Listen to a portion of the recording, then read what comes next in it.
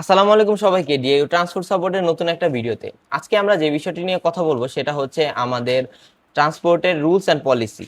যদিও আমাদের ডেসক্রিপশনে এ সম্পর্কে যাবতীয় ইনফরমেশন নিয়ে একটি নোটিশ দেওয়া আছে, তারপরও আমরা যাতে এই সম্পর্কে আরো বিস্তারিত জানতে পারি সেক্ষেত্রে এখন এই ভিডিওটা করা হচ্ছে।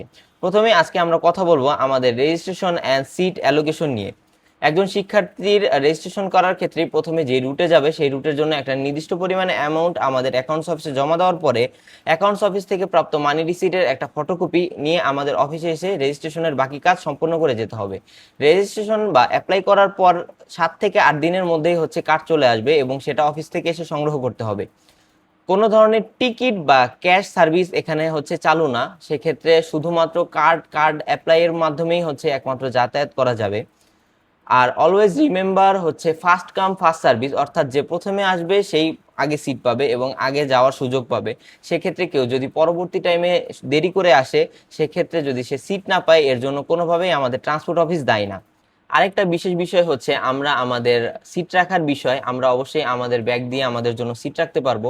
যদি আমাদের কাছে ব্যাগ না থাকে সেক্ষেত্রে আমরা আমাদের আইডি কার্ড ব্যবহার করতে পারবো।